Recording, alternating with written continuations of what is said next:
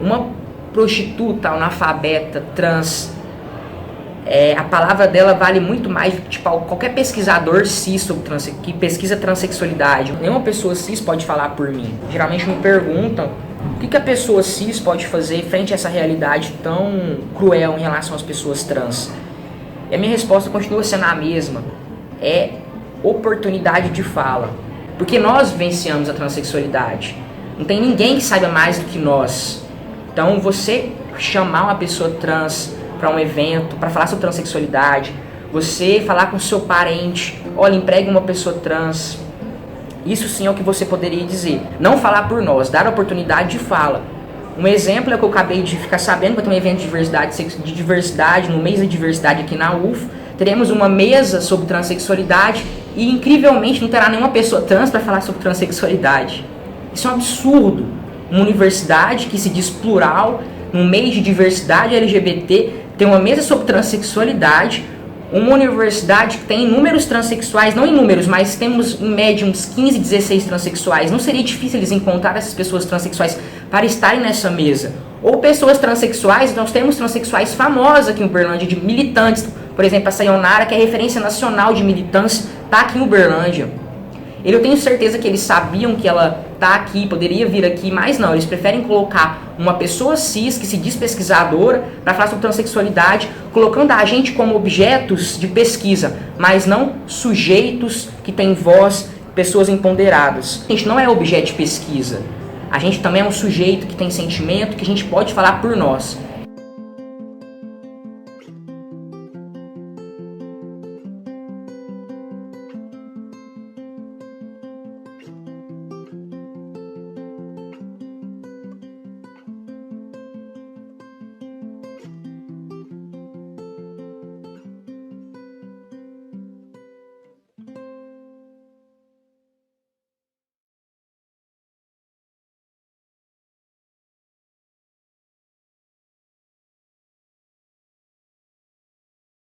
Meu nome é Pedro Ferreira, eu sou discente da Faculdade de Direito da Universidade Federal de Uberlândia, estou no 8º período. Eu atuo em 2 projetos de extensão, tendo como foco a questão trans no Exajup. O primeiro é o Chama e o segundo é Em Cima de Salto. Também faço pesquisa, sou bolsista da FAPEMIG e a pesquisa é voltada para a questão trans também. Você viver numa sociedade que você nasce e te impõe um gênero, te impõe toda uma questão normativa, no sentido assim, você nasce, você tem que ser hétero, cis.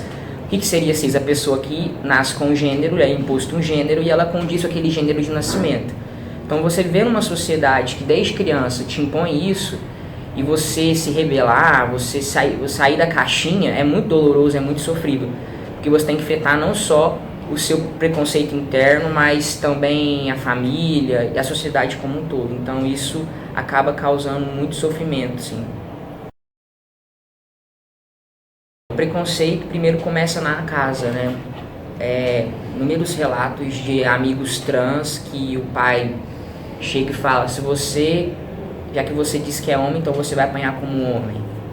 Ou a mãe, os pais que expulsam de casa, muitas vezes sem roupas, as pessoas trans são expulsas, sem documentos. Tem inúmeros trans aqui em Uberlândia, que eu já ouvi relato, que saíram do Nordeste sem nada, sem nenhum RG, foram expulsos de casa com nenhum documento.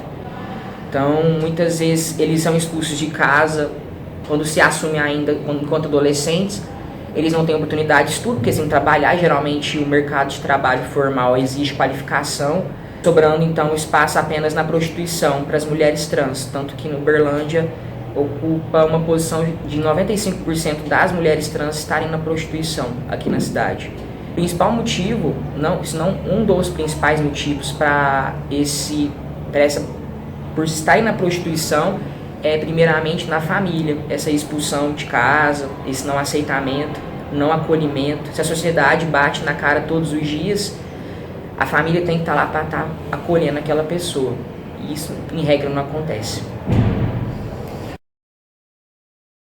Na adolescência você começa a ter os fenótipos, né, do gênero começam a surgir, né? Por exemplo, uma pessoa que nasce com vagina começa a crescer os seios, a menstruação chega, né? Então, no caso, as pessoas que nascem com pênis, a barba, a voz. Então, é aquele momento que você, quando você é criança, é como se fosse todo mundo igual, todos apenas seres humanos. Tá que tem a fila da menina, a fila do menino, mas você ainda está naquela questão que todo mundo tem o mesmo corpo, exceto a genital. E a adolescência, ela te mostra que você não é do gênero que você pensa que você é do gênero oposto. Olha aí, você está com seio, você menstruou. Então, você lidar com um corpo que não condiz com a sua realidade só torna muito difícil com a adolescência, porque na infância, apesar de todo também é muito complicado na infância, porque você começa a ver na escola que você não é quem você gostaria de ser, na adolescência isso é muito mais intenso. Pelo não acesso a uma saúde trans específica, o meio utilizado pelas pessoas trans é um meio clandestino, né? Que é se automedicar, é comprar receita na internet. E é muito perigoso, porque o hormônio interfere muito na saúde da pessoa. Olha pra mim, eu em questão de 2 anos, eu tenho barba, meu físico mudou totalmente. Agora imagina uma pessoa que injeta esse medicamento de uma forma equivocada, sem acompanhamento médico. Porque a testosterona, ela é muito forte. Então se você injeta uma alta dosagem, você pode ter riscos sérios de saúde, inclusive de trombose ou algo pior. E infelizmente muitos trans não têm acompanhamento médico. As pessoas trans não têm condição de ir no médico, então ela acaba procurando remédios clandestinamente. Tanto que um colega meu foi para um médico e detectaram que no hormônio que ele estava injetando tinha óleo de cozinha. Então a realidade é que pessoas trans se automedicam, não têm acompanhamento médico, compram um medicamento no Paraguai e injetam aquele medicamento sem saber a procedência, o que causa um sério risco à saúde daquela pessoa. Infelizmente, ainda carece uma saúde para as pessoas trans.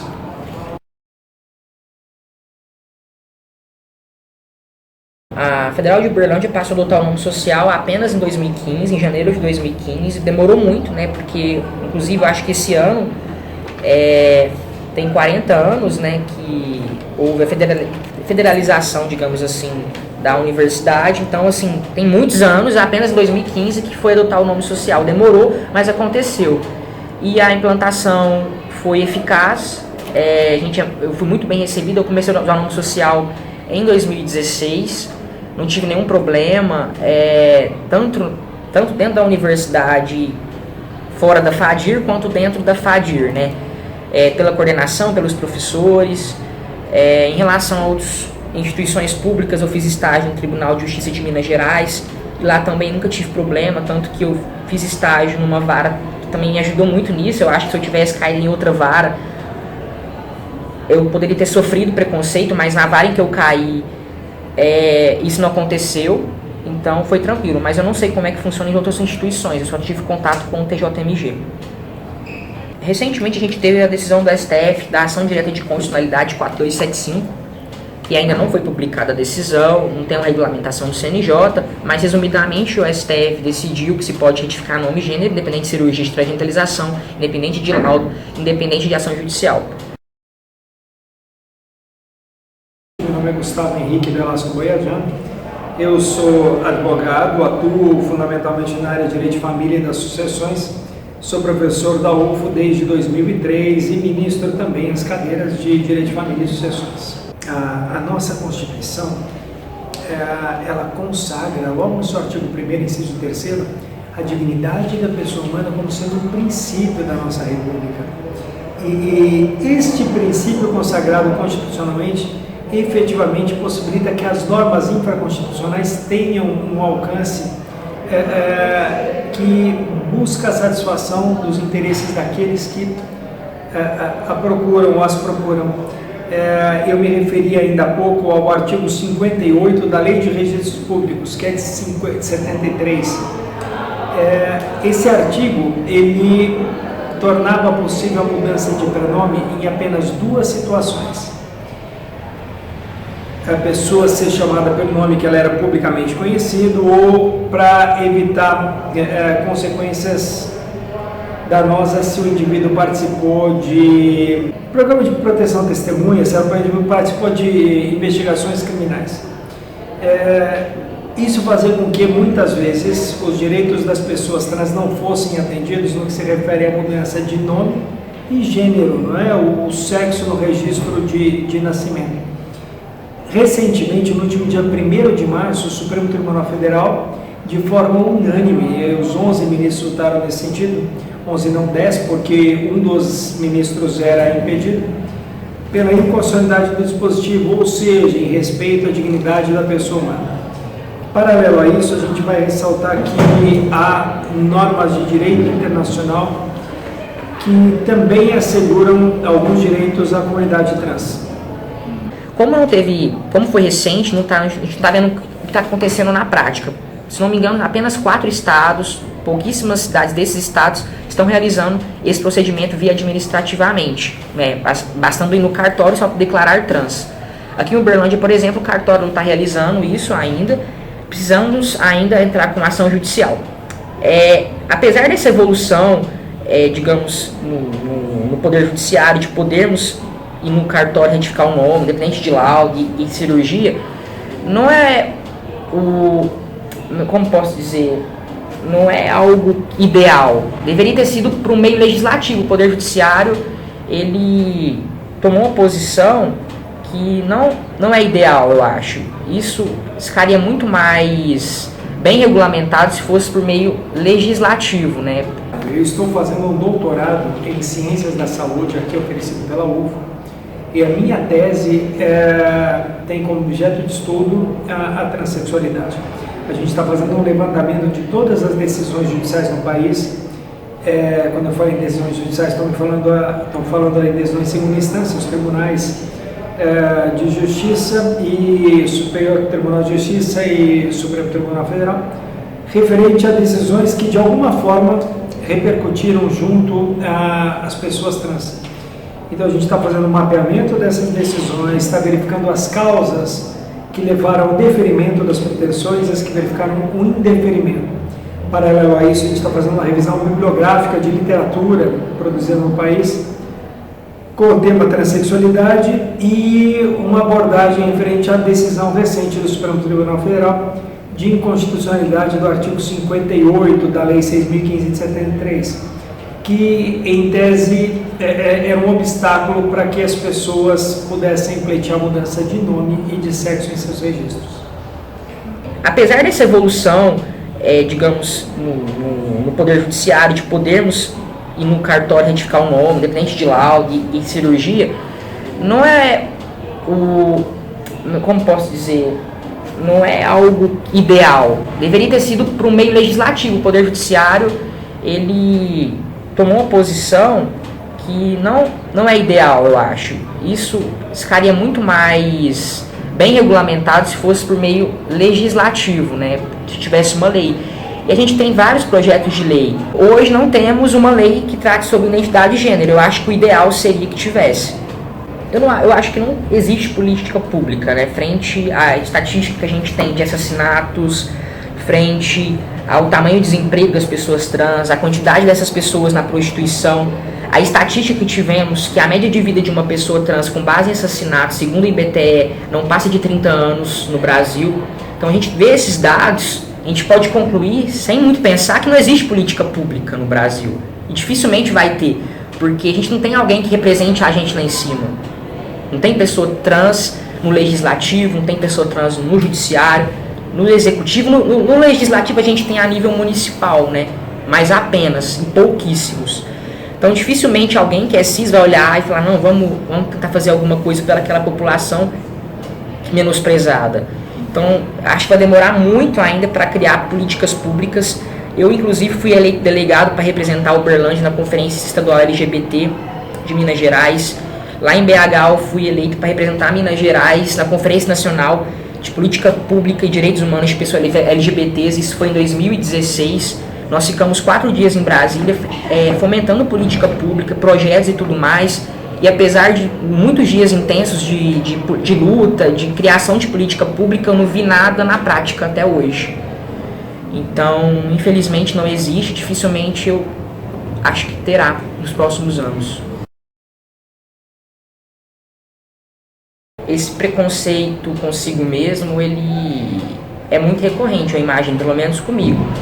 Porque você, a vida inteira, eu por 19 anos, pensava que eu era mulher, então do nada eu falava, peraí, eu sou um homem. Então mas espera aí, será que eu realmente sou um homem? Por que eu não posso ser uma mulher diferente, uma mulher que não siga aquele padrão de beleza? Então assim, você tem que começar a desconstruir tudo que lhe foi imposto a vida inteira. Então é inevitável que vai ter preconceito consigo mesmo, porque é muito mais fácil você nascer num corpo e condizer com aquilo psicologicamente e você se forçar a isso do que você transcender a isso tudo. Então você tem preconceito consigo mesmo até chegar num ponto que não dá mais, não, realmente eu sou quem eu sou e é isso aí. E você superar cada dia esse preconceito consigo mesmo. Acho que nós estamos num processo gradativo de superação do preconceito. E isso é fundamental. Vamos parar e analisar. Nós temos preconceito em razão do fato do indivíduo ser transexual, e aí eu vou utilizar uma expressão do ministro Luiz Roberto Barroso, quando do julgamento da ação de inconstitucionalidade nesse artigo 58, a gente discriminar, a gente ter preconceito por uma situação que é inerente à pessoa, que é inata à pessoa. Nós podemos ter preconceito com um judeu, preconceito com mulher, preconceito com pessoa com deficiência, como é o meu caso. Isso é muito cruel. Todos os trabalhos que a gente deve fazer, e eu me refiro a isso na nossa atuação em pequenos núcleos, em grandes núcleos, é no sentido de tornar os nossos ambientes mais acolhedores, de nós diminuirmos eventuais barreiras e obstáculos para que efetivamente o indivíduo possa gozar amplamente dos direitos que a lei lhe assegura.